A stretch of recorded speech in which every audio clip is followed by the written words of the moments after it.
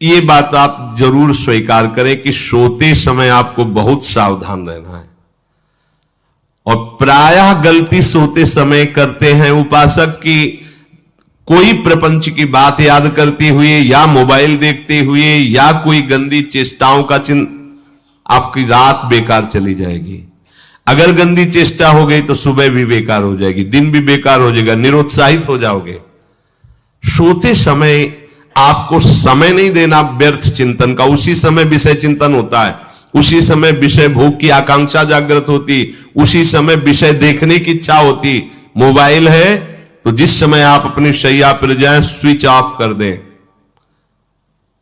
उसमें मैसेज घंटी आने का कोई भी रास्ता मत रखें। मान लीजिए आप उपासक हैं भगवत प्राप्ति के, 30-35 वर्ष ये नहीं था तो सब मर नहीं गए थे। और बोले इमरजेंसी, जब इसकी 30-35 वर्ष से पहले इसकी कोई रचना नहीं थी, मुझे लगता है, क्योंकि 30-35 वर्ष में ही इसका विस्तार देखा है। नहीं तो कभी किसी के पास मोबाइल नहीं। कोई बड़े अधिकारी तो इतना बड़ा वो, इतना बड़ा वाला वो ऐसे रखते थे। नहीं तो मोबाइल तो हमें लगता है 30-35 वर्ष। तो फिर इमरजेंसी कैसे चलती थी? कैसे चलती थी इमरजेंसी? और आप ब्रह्मा हो क्या कि इमरजेंसी संभाल लोगे? स्विच ऑफ करो। जो सब इमरजेंसी संभालने के लिए तैयार, रात दिन न सोता है, वो हर समय जागृत रहता है, वो हमारा आराध्य देव है। स्विच ऑफ करो, चिंतन लगाओ श्री जी का। ये जो रात्रि के शयन के समय मोबाइल में इधर उधर दृश्य देखने हैं, अपने सर्वनाश का बीज बोना है। मान लो, हमारी प्रार्थना मान लो, ये उस समय मन आपको परेशान करेगा जब कमरे की सिटकिनी अंदर से बंद होगी। सबसे प्रार्थना है रात्रि के शयन के समय। तो बोले फिर ठीक है 10 बजे तक देख लेंगे मोबाइल, इसके बाद शयन के समय भजन कर लेंगे। होगा ही नहीं। क्या तुम देखना चाहते हो? प्रिया प्रीतम के सिवा और कुछ क्या देखना चाहते हो? वो तो सुभग सुंदरी सहज सिंगार, सहज शोभा सर्वांग प्रति सहज रूप वृषभानुनंदिनी। हमारी स्वामिनी जी की सुंदरता छुपाने के लिए आभूषण पहनाए जाते हैं, औरों को तो आभूषण सुंदरता बढ़ाने के लिए। यहां छवि के छिपाए को ऐसे के दास होके क्या देखोगे मोबाइल में? क्या देखना चाहते हो? वासना की क्रीड़ा, और तुम उस क्रीड़ा को देखना चाहते हो? परमार्थ के पथिक हो। देखना है तो प्रभु को देखने की वृत्ति रखो, अन्यथा मूंद लो आंखें। प्यारे, महान फल प्राप्त करोगे। सबसे प्रार्थना है एकांत में मोबाइल रूपी दुश्मन से बचो। क्योंकि जब आप गंदी बात कहीं देखोगे तो आपके अंदर वैसे ही चिंतन बनेगा, वो ऐसे ही लगेगा मैं भी ऐसा करूं, मैं भी ऐसा भोगूं, मैं भी ऐसा देखूं। मान लीजिए आप, जब हमारे शास्त्र कहते हैं कि पशु पक्षियों के मैथुन को भी नहीं देखना है, अगर ऐसा एक बार दृष्टि पड़े तो मानसिक प्रणाम करके दोबारा दृष्टि ना देना।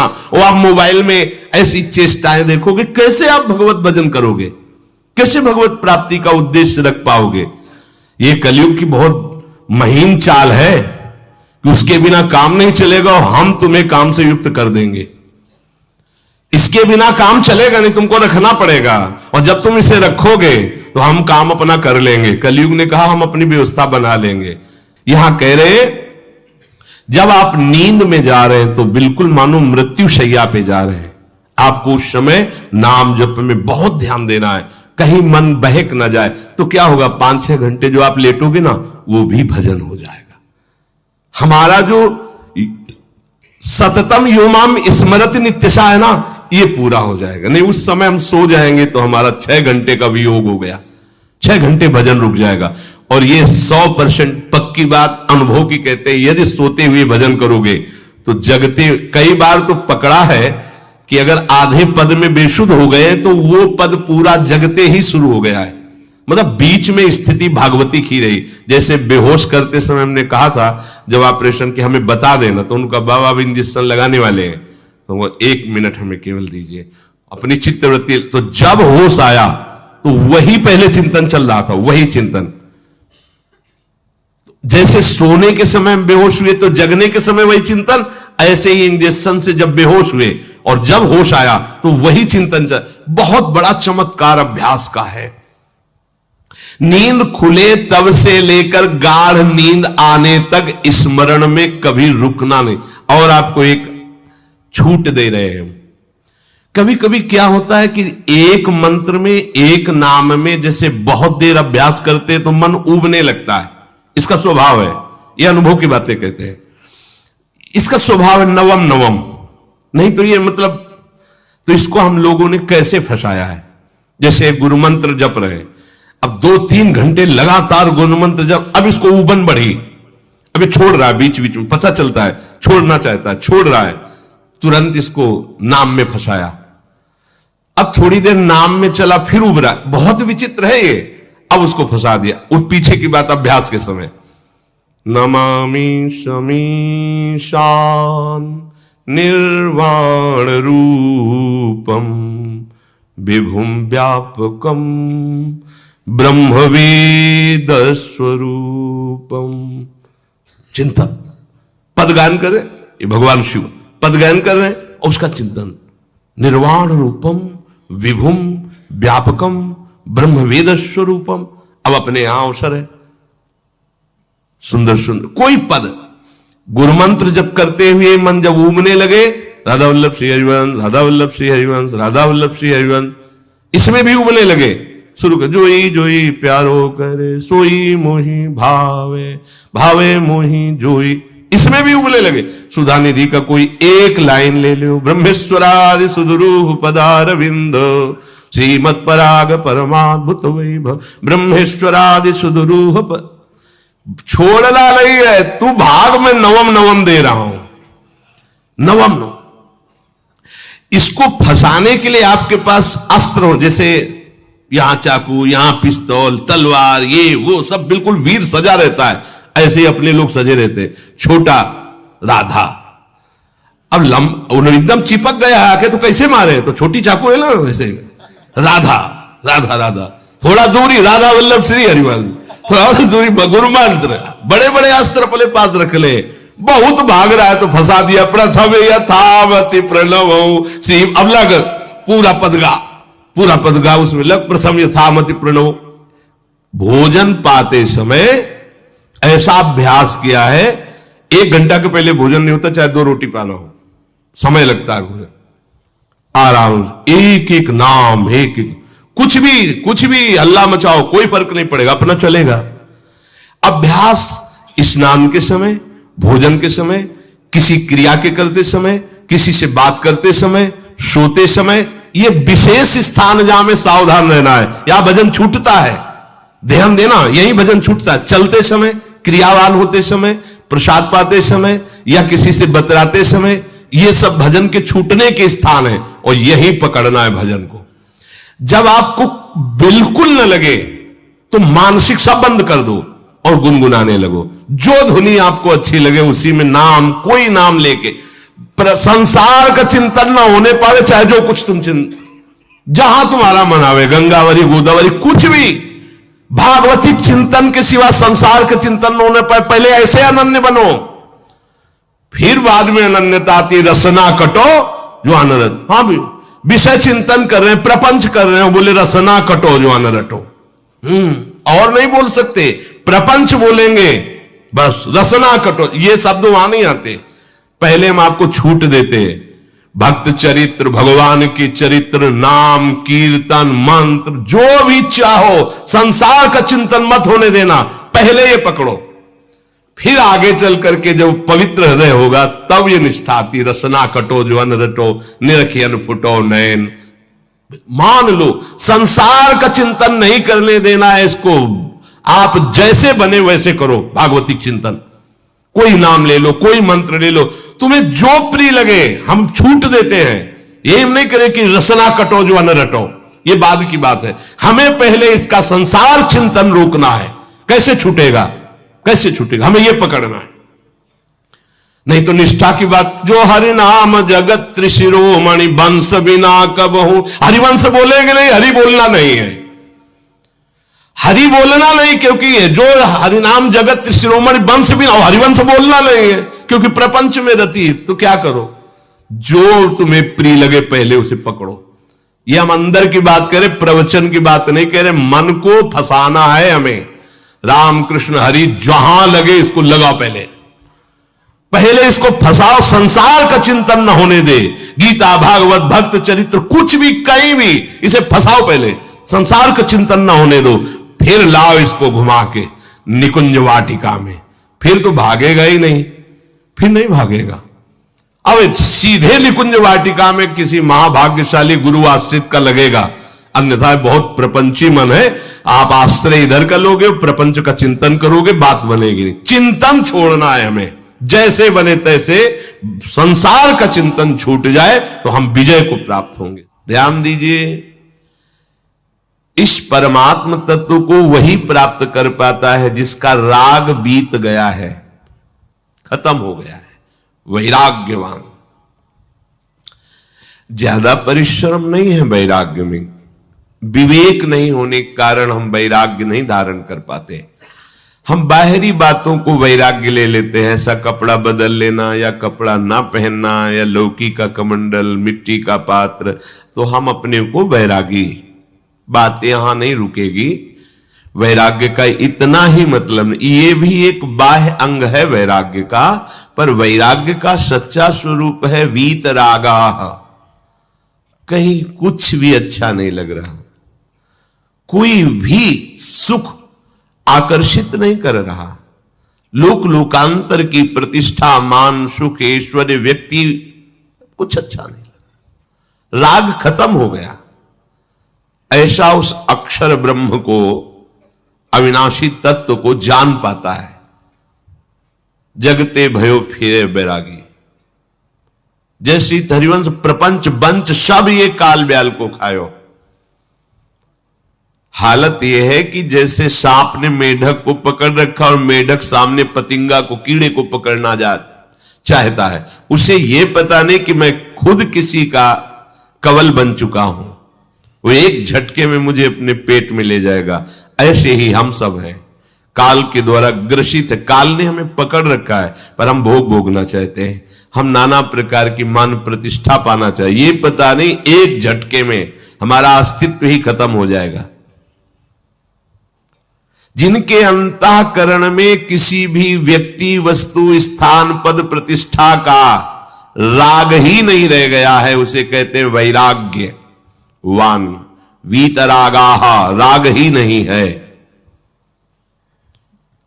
जिनका अंतःकरण निष्पाप निर्मल हो चुका है, जिनके हृदय में केवल भगवत प्राप्ति की उत्कट लालसा जागृत हो गई है, ऐसा साधन संपन्न उपासक परमात्म तत्व में प्रवेश पाता है। अध्यात्म मार्ग की ऊंचाई पर वो स्थित हो जाता है। यदि छंतु ब्रह्मचर्यम चरंती, जिनकी इच्छा एकमात्र भगवत प्राप्ति की है, यदि छंतो, तो उनको क्या करना होगा? ब्रह्मचर्यम चरंती, ब्रह्मचर्य का पालन करना होगा। प्रत्येक इंद्रियों का निर्विषय हो जाना वास्तविक ब्रह्मचर्य है। केवल जनेन्द्रिय से ही ब्रह्मचर्य को नहीं लेते। हमारी प्रत्येक इंद्रिय भोगों से रहित होकर भगवत अनुराग में, नेत्र प्रभु को देखना चाहते हैं, त्वगेंद्री प्रभु को स्पर्श करना चाहती है, घ्राणेन्द्री प्रभु के श्री अंग की गंध पाना चाहती है, श्रवणेन्द्री प्रभु के वचन सुनना चाहती है। एक एक इंद्रिय अपने प्रभु में लग गई, अंतर्मुख हो गई, बाहर विषयों का त्याग हो गया। इसे ब्रह्मचर्य कहते हैं। पर प्रारंभिक ब्रह्मचर्य में जनेन्द्रिय का ब्रह्मचर्य अत्यंत आवश्यक है। यदि जनेन्द्रिय जन्य व्यभिचार दोष से युक्त है तो कदापि उसे भगवत प्राप्ति नहीं हो सकती। शुभ गति व्यभिचारी शुभ गति चाहे, असंभव। और भगवत मार्ग में सबसे बड़ा दुश्मन यही व्यभिचार दोष है, काम। इसी से हमारा हृदय मलिन होता रहता है। अंधा बटे और पड़ा चबाए वाली दशा रहती है। कहते हमें 50 वर्ष हो गए। अरे 50 जन्म हो जाए तुम व्यभिचार करो, गंदी बातें करो, गंदे चिंतन करो, सो समय व्यतीत करें। अनंत जन्म व्यतीत हो गए, भगवत प्राप्ति हुई क्या? 50 वर्ष से भगवत प्राप्ति हो जाएगी क्या? 5 मिनट काफी है भगवत प्राप्ति में। एक बार नाम काफी है। वो स्थिति तो लाओ। बार बार बहिर्मुख वृत्तियों के द्वारा विषयों में सुख बुद्धि कर लेने से हमारा सारा का सारा अध्यात्म चिंतन बदलता रहता है, इसलिए लाभ नहीं मिल पाता, एक रस चिंतन नहीं रह पाता। बार बार विक्षेपी विषय करते रहते हो, हम सहते रहते हैं और भोगते रहते हैं। एक बार तो हिम्मत करके उठो। अवलो नशानी अब ना नशई हो, एक बार तो दृढ़ बनो। बस मन के अनुकूल चलने की बात को तुम्हें रोकना होगा, तभी तुम्हारे अंदर यदि इच्छन तो ऐसी इच्छा जागृत होगी। पक्का पक्का ऐसा ही है। जब हम किसी विषय के वेग को सहते हैं, विषय नहीं भोगते, तो मन बहुत जलाता है। उस जलन में फिर एक ही बात होती है, बस भगवत प्राप्ति हो जाए, झंझट खत्म हो जाए। कब तक हम इसमें चलेंगे? एक बार भगवत, वो जलन हमको भगवत प्राप्ति की इच्छा प्रकट करती है। अपने लोग क्या करते, जलन को मिटाने की कोशिश करने लगते हैं, तो भगवत प्राप्ति की इच्छा क्या, भोग प्राप्ति की तृष्णा जागृत हो जाती है। भोगे हुए भोगों को बार बार भोगने की इच्छा का नाम तृष्णा है। बाहर और भीतर से कोई सहयोगी नहीं, जल रहा है उपासक, तब रास्ता निकलता है भगवत प्राप्ति का, तब इच्छा प्रकट होती। अब नहीं, बहुत जल लिया, अब तो केवल प्रियाजू के समीप जाना है, अब तो प्रभु के सानिध्य में रहना है, नहीं इन भोगों की जलन में जलना है। पर यहां तक पहुंचने के लिए जलना होगा, तभी लिखा सहित सहित बाढ़ है भगति तास्तिति क्षस्व भारत, क्योंकि आगमा पाइनो अनित्यास, ये नाशवान काम क्रोध आदि तुम्हें प्रेरित करेंगे, तुम इनके वेगों को सह जाओ। ये स्थायी नहीं है, आगमा पाइनो है, आने जाने वाले हैं, और ये सहन करने से नष्ट होते हैं, भोगने से बढ़ते हैं। यदि छंतो, अगर भगवत प्राप्ति की इच्छा है तो ब्रह्मचर्यम चरंती, ब्रह्मचर्य का पालन करना ही होगा, इसमें कोई गुंजाइश नहीं, क्योंकि आप चल ही नहीं सकते। ध्यान से सुन लो, ये मनोरंजन का मार्ग नहीं है, इसमें मन ही मार तनहारिक है वृंदावन में गाज, इसमें मन मारना होगा। प्रायः ये मन को दुलार करने वाले लोग कभी भाग्य से सत्संग में भी आ जाते हैं, कभी श्री विग्रह के दर्शन करने भी मंदिर पहुंच जाते हैं, कभी तीर्थ याटन भी करते हैं, पर इनका कोई लक्ष्य नहीं होता। आज सुन लिया सत्संग, बढ़िया है, लक्ष्य नहीं होता। यहां लक्ष्य वालों की बात हो रही। यदि छंतो, यदि तुम्हारी ऐसी इच्छा जागृत हो रही किसी जन्म में भगवत प्राप्ति करनी, तो ब्रह्मचर्यम चरंती, आप सच्ची मानिए, जिसके निकालने में तुमको सुख की अनुभूति हो रही, उसको रोकने में कितनी सुख की अनुभूति होगी। उन्मत्त हो जाओगे, बहुत जल्दी आपके सारे के सारे करण भगवदाकार होने लगेंगे यदि आप ब्रह्मचर्य का पालन करेंगे। शरीर स्वस्थ, हल्का, मन प्रसन्न, नींद आदि पर विजय, कितने गुण ही गुण। और ब्रह्मचर्यहीन आलस्य, प्रमाद, भोगों का चिंतन, मन का डिप्रेशन में पहुंचना, कमर में दर्द, टांगों में दर्द, सर में दर्द, घबराहट होना, बिना किसी कारण के मन भयभीत हो रहा है, भोजन अपच हो रहा है, बिना किसी प्रक्रिया के वीरनाश हो रहा है, बिना किसी प्रक्रिया के। काहे को मृत्यु स्वयं स्वीकार कर रहे हो, ये मृत्यु है।